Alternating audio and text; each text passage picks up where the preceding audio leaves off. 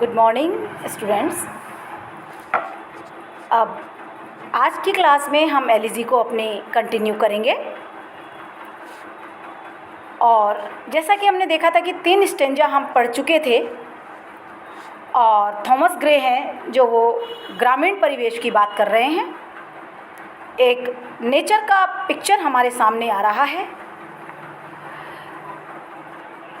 Nature picture हमारे सामने चल रहा है। लैंडस्केप सीन भी हमने देखा था और अब हम देखेंगे उसी सीन से कनेक्ट होते हुए कि किस प्रकार से जो ग्रामीण लोग हैं उनकी जो कब्र हैं उनके बारे में कवि हमें एक्सप्लेन करेगा। देखिए कवि क्या कहना चाहता है। हम लोग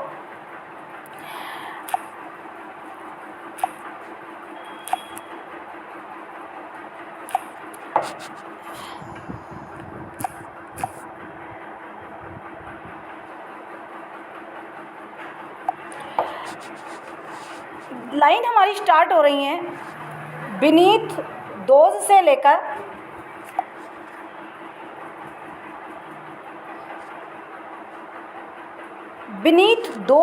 लेकर हेमलेट स्लीप तक 13 to 16 line we will study now.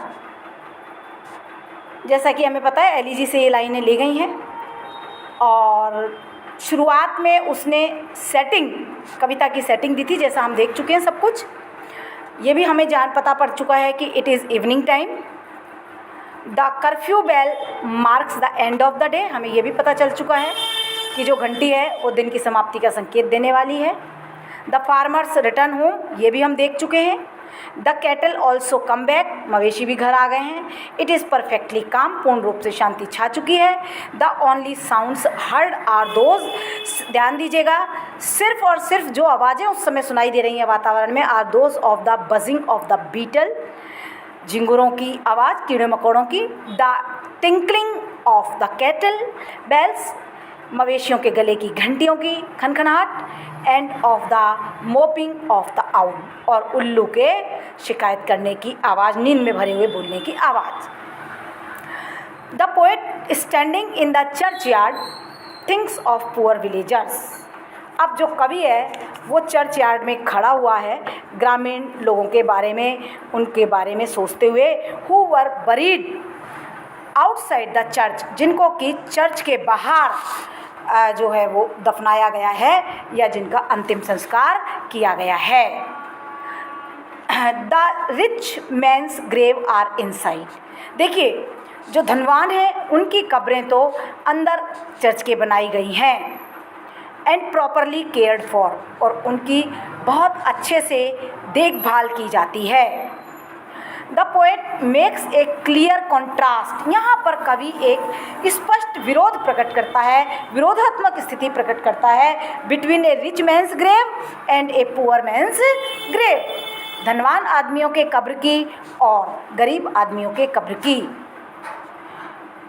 Grey hair draws attention to the grave of the poor ancestors, इन पंक्तियों में ग्रे जो है वो जो गरीब लोगों के पूर्वज लोग हैं उनकी कब्र की तरफ हमारा ध्यान आकर्षित कर रहा है। These graves are nothing else, कह रहा है कुछ नहीं है इन कब्रों में, but the heaves of earth, लेकिन ये तो सिर्फ और सिर्फ मिट्टी के ढेर हैं। डिकेइंग कंडीशन, जो कि विनाश होती हुई स्थिति में पड़े हुए हैं गरीब लोगों की कब्रें जो हैं। These heaps lay under the ends, अब ये जो मिट्टी के ढेर कब्रें जो हैं जिनका मिट्टी का ढेर बन गया है ये बलूत के पेड़ों के नीचे हैं। एंड यू ट्रीज, और यू के मैंने बताया था सदाबहार के वृक्ष हैं, हमेशा उग जाते हैं सूखे में भी और उष्ण होते हैं, उष्ण वातावरण में रहने वाले होते हैं। ये पीले कलर के फूल इनमें ज़्यादातर खिलते हैं, रेड भी खिलते हैं। तो इन दोनों जो एम्स और यू के पेड़ हैं उनके नीचे सिर्फ मिट्टी के ढेर के रूप में इन गरीबों की कब्रें दिखाई दे रही हैं। और तो और which are covered with dry grass, इनके ऊपर कुछ सूखी टर्फ में सूखी ग्रास, कुछ सूखी ग्रास भी एकत्रित हो गई है और इन कब्रों को सूखी ग्रास ने ढक दिया है। स्पेशल विशेष रूप से कवि इन चीज़ों को क्यों बताना चाह रहा है मैं आपको बताऊं, क्योंकि गरीबों की कब्रें हैं, इनकी कोई देखभाल करता नहीं है, गरीब की तरफ कोई ध्यान नहीं देता है।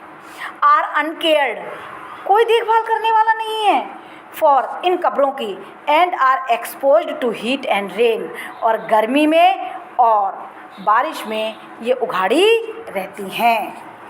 अब यहाँ हम बात करेंगे, यदि क्रिटिकल नोट के रूप में देखें तो रग्ड आया है। रग्ड का मतलब होता है बेटा twisted appearance of the elm trees, उबड़ खाबड़ आड़े तिरछे जो एम्स के वृक्ष हैं वो।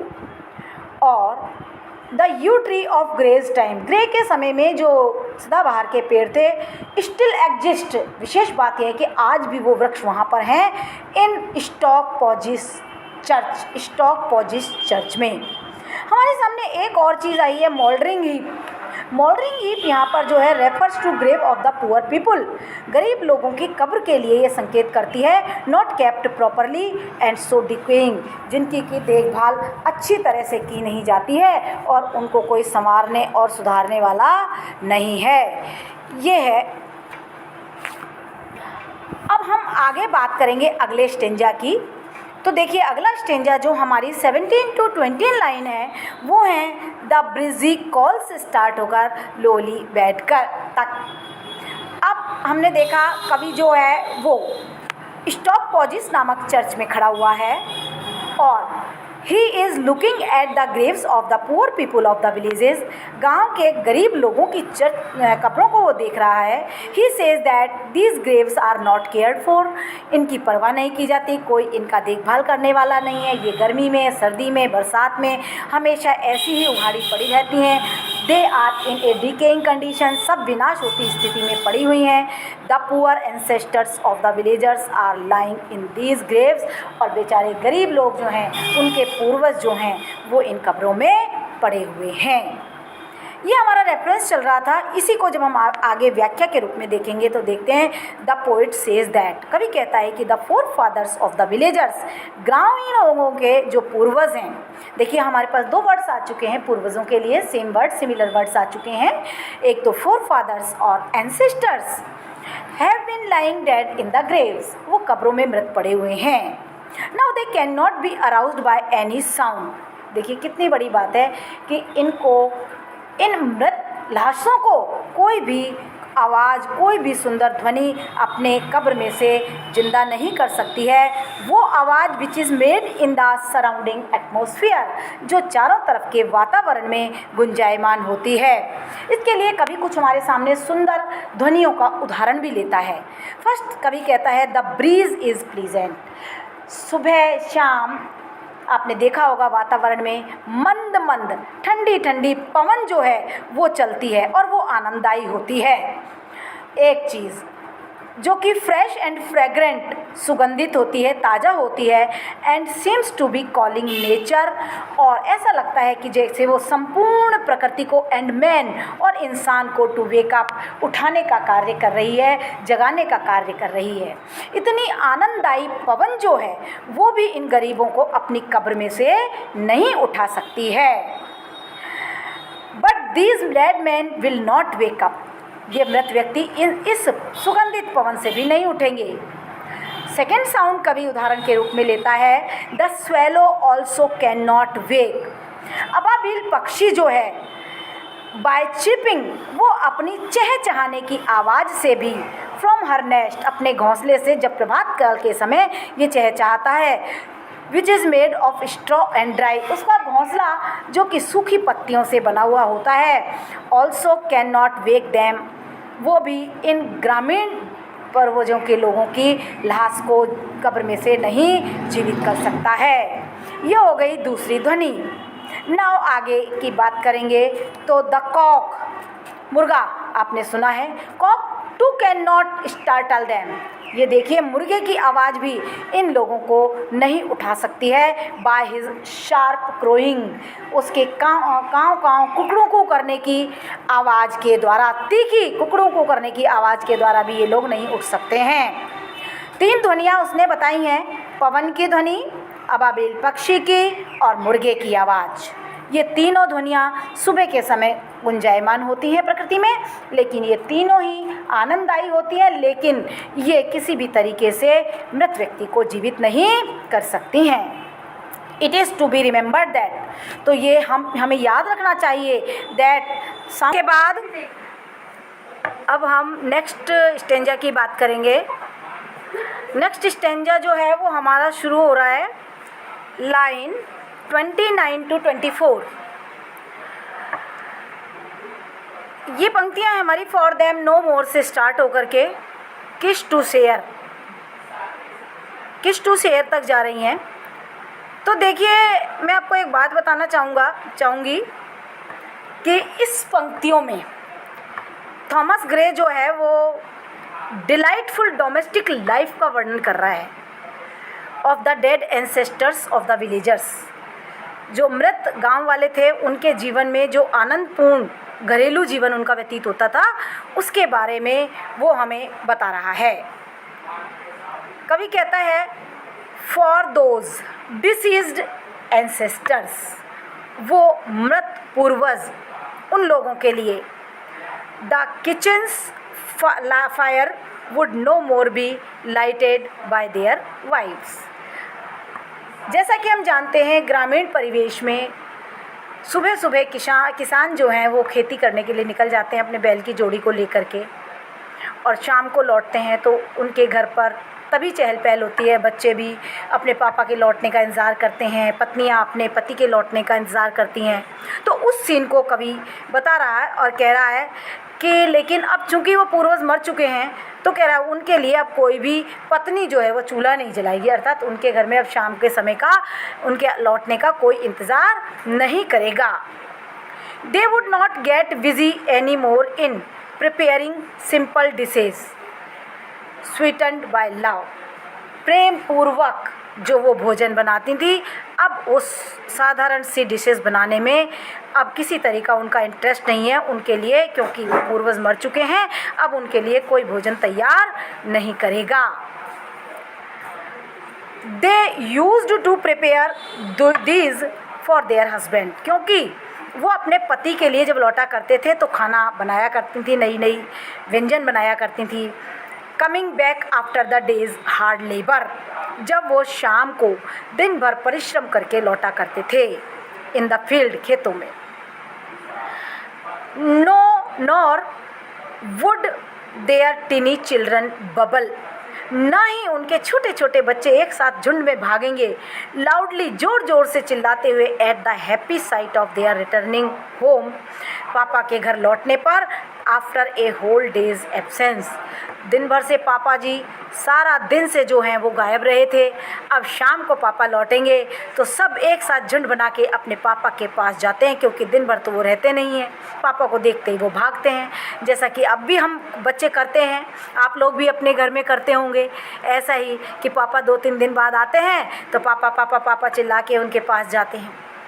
Nor again would these small children run to their fathers, ना अब ये बच्चे जो हैं वो अपने पापा के पास दौड़ करके जाएंगे। क्लाइंब अपॉन देयर नीज, ना ही वो उनके घुटनों पर चढ़ेंगे। एंड ट्राई टू मोनोपोलाइज, और ना ही वो अपना पापा के ऊपर एकाधिकार दिखाने की कोशिश करेंगे। काय के लिए? उनके प्यार को प्राप्त करने के लिए, उनका ध्यान आकर्षित करने के लिए। इस प्रकार से लिखा है साफ फॉर देम नो मोर, अब उनके लिए कोई चूल्हा नहीं जलाया जाएगा, ना ही उनके बच्चे इधर उधर उनके पापा को देख करके दौड़ेंगे। यहाँ पर हम देख रहे हैं इट इज़ दिस लाइन, इन लाइनों में we have a vivid and lively scene of domestic happiness. यहाँ पर एक बहुत ही सुंदर और सजीव घरेलू प्रसन्नता को चित्रित किया गया है बाय द पोएट ग्रे के द्वारा।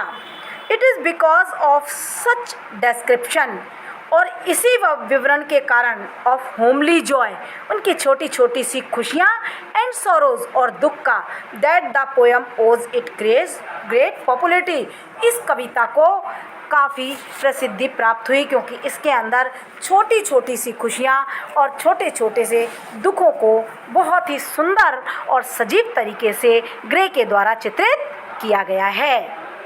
अब हम इसके आगे नेक्स्ट लाइन की बात करेंगे।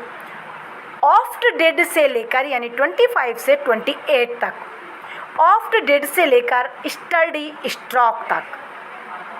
अब देखिए, in these lines the poet describes the mode of living of the farmers. किसानों के जीवन जीने के जो तरीके हैं उनका वर्णन किया जा रहा है। कौन से किसान? Who lie buried in the grave, जो कि कब्र में दफनाए हुए पड़े हैं, ऑफ द चर्चयार्ड की। The farmers when they were alive, वो किसान जब वो जीवित थे, worked hard in their fields, तो वो अपने खेतों में बहुत परिश्रम किया करते थे। दे रिपीटेड क्रॉप्स, फसलों को काटते थे। दे रीप्ड क्रॉप्स, फसल बोते थे। And felled the trees by heavy stocks, और fold the trees, not felled, fold the trees, पेड़ों को गिराया करते थे कठोर प्रहार मार करके, ऑफ देयर एक्सेस, अपनी कुल्हाड़ियों से बहुत मेहनत किया करते थे, यानी कि उनके मेहनतपूर्ण जीवन को इसमें दर्शाया गया है। द पोएट सेज दैट, कवि हमें ये बताता है कि द पुअर विलेजर्स, गरीब गांव वाले जो हैं, who lie buried in the churchyard, जो कि चर्चयार्ड में लेटे पड़े हैं, दफनाए पड़े हैं, worked very hard on their fields, खेतों में बहुत मेहनत किया करते थे। आप लोगों में से भी कुछ किसान, किसी के पूर्वज या इस समय भी किसान परिवार को बिलोंग करते होंगे, तो उन्हें पता है कि खेतों में कितना परिश्रम करना पड़ता है। They often reaped their crops by their sickles very often, फसल बोते भी थे, दरांती से काटते भी थे और परिश्रम किया करते थे।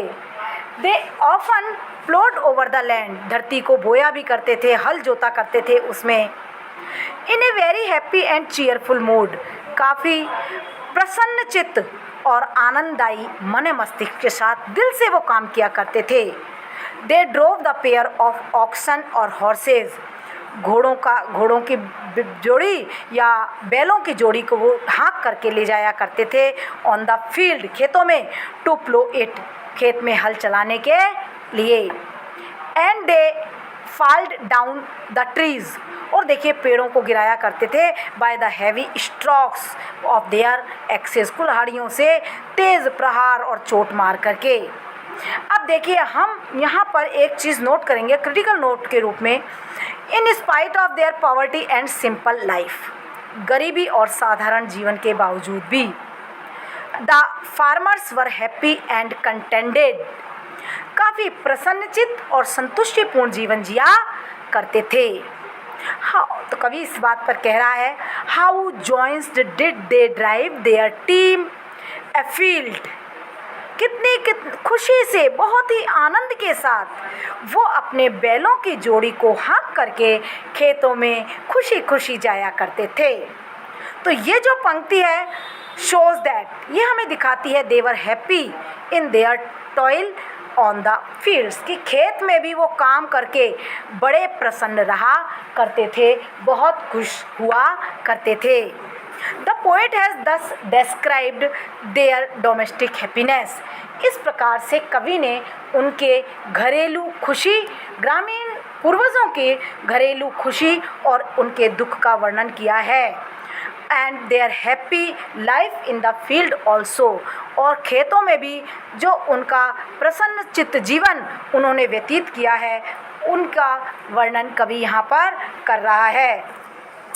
कहने का मतलब ये है कि इंसान चाहे गरीब हो, तब भी यदि वो खुश रहना चाहे तो गरीबी में भी उसको खुशी प्राप्त हो सकती है, यदि वो जो कर्तव्य उसको दिया गया है, जिस काम के लिए ईश्वर ने उसे बनाया है, उस काम को यदि वो मन लगा करके करेगा तो निश्चित ही रूप से वो उसको खुशी मिलेगी। आप लोगों ने भी महसूस किया होगा कि जिस काम को आपका मन चाहता है करने को और आप उस काम को दिल से करते हैं तो फिर आपको वही खुशी प्राप्त होती है जैसी खुशी किसान को अपने खेतों में काम करने पर प्राप्त होती थी।